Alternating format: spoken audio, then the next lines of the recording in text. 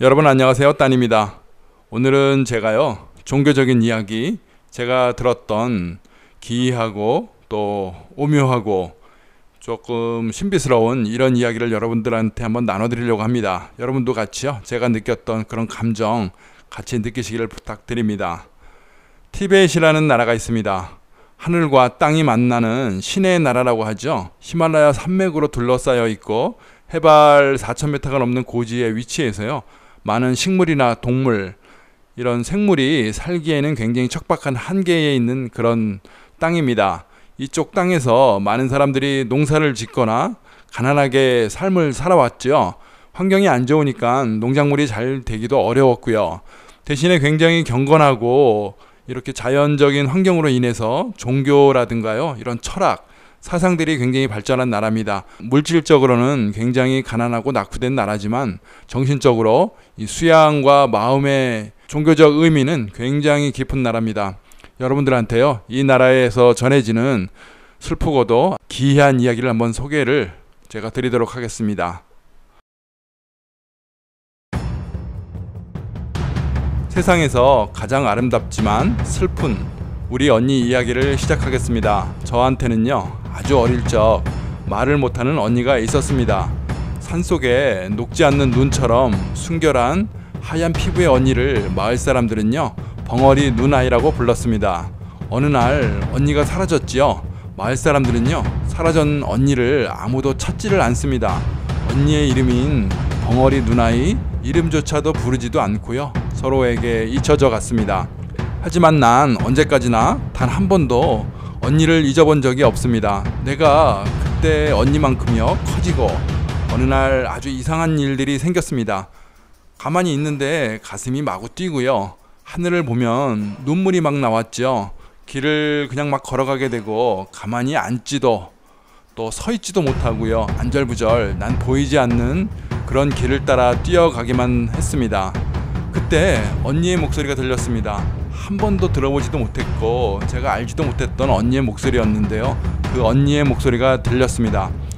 어딘가 폐허가 된 절터 앞에서요 작은 나무가 있고 그 아래 백발의 노인이 앉아 울고 있습니다.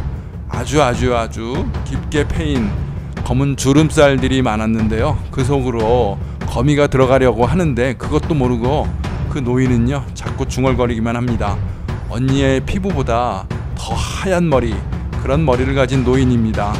엄마니 밤매홈 그렇게 그 노인은요 주문을 외우고 있습니다. 바로 그 순간이었습니다. 바람이 불고요 먼지가 일어나더니 내 다리는 땅속에서 뿌리가 되고 내 팔은요 구름까지 만져질 수 있는 큰 나뭇가지가 되어서요 하늘 높이 뻗었습니다. 이때 언니의 소리가 들립니다. 언니의 목소리가요 한 번도 들어보지도 못했던 그 언니의 목소리가 저한테 들립니다. 엄마니 밤매홈. 옛날 티벳 눈 내리는 마을에요 아주 어린 한 소녀가 살았었습니다. 그 소녀한테는 처녀인 한 언니가 있었고요. 눈처럼 하얗고 아주 순결한 그런 처녀였습니다. 그런데 그 처녀는요 말을 못하는 벙어리였고요. 세상과 단절을 해서 살았기 때문에 가장 순결했던 티벳의 처녀였습니다. 옛날에는요 티벳에서 가장 순결한 처녀, 이 처녀의 피부 가죽, 피부를 벗겨서요 북을 만들고 하늘에 제사를 지내는 그런 전통이 있었습니다. 그렇게 하늘을 향해서요 사람들은 빌고 또 신에게 빌었죠. 그렇게 순결한 언니는 하늘을 향해서요 둥둥 북소리로 이렇게 소리를 내며 떠나갔지만요 이 아이는 평생 그 언니를 잊지를 못하고 그리워하며 살았습니다. 그렇게 살다가 이 아이가 컸을 때 언니가 부르는 소리를 듣습니다. 둥둥둥 치는 북소리에서요 언니로 만든 그 북소리가 울리고 있을 때 그 언니의 목소리를 이 아이가 듣게 됩니다. 그 북소리를 찾아서요 절간을 찾아가고 그리고 주문을 외우는 사람들을 거기서 만나죠. 그들은 삼라만상 인간 세상의 번뇌와 윤회, 해탈을 위해서요 그렇게 북을 치고 주문을 외우고 있습니다. 세상에서 가장 순결했던 우리 언니의 살가죽을 둥둥 북으로 치면서요 주문을 그렇게 외웁니다. 바로 우리 언니죠. 언니, 내 언니야. 엄마니 밤매홈 이렇게 주문을 외우고 있습니다.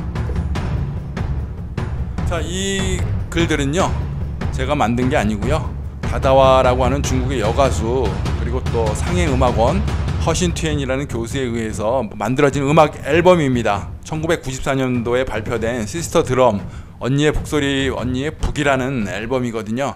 이 앨범은요, 이듬해 56개국 전 세계에 동시 발매가 되었고 세계 10대 앨범으로 선정이 됩니다. 그리고 미국 레코드 협회 최고, 올해의 최고 전통 음악으로 꼽히고요. 영국 큐 매거진에서는요, 세계 5대 최우수 앨범으로 선정되는 아주 명반이죠. 명음악으로 남았습니다. 이 음악들을 제가 들어보면요, 아주 기묘하고 슬픈 전설, 이런 어떤 묘한 감상에 적게 되는데요. 음악들이 참 멋지고 웅장하고요. 여러분들한테 한번 소개를 시켜드리고 싶은데 유튜브에서는 제가 소개를 시켜드릴 수 없죠. 한번 유튜브에서 다다와 시스터 드럼 이렇게 찾아보시면요, 이런 이야기들이 있습니다. 옴마니 반매움, 티베트 소녀의 전설 같은 이야기였죠. 옴마니 반매움을 자꾸 반복하면서요, 주문을 외우면서 북을 치는 사람들이 티베트에 있었다고 합니다. 이승에서 번뇌를 해탈하고 싶어서요, 인간이 신에게 비는 소원이죠. 이때 치는 북이 매우 슬픈 사연이 깃들어진 북입니다. 실제로 티베트에서는요, 북뿐 아니라 피리 소리, 퉁소 이런 악기를요, 사람의 뼈로 만들었습니다. 그리고 특히 그 처녀의 뼈, 10대 소녀, 처녀들의 뼈로 만든 악기를요, 신에게 빌었다고 합니다.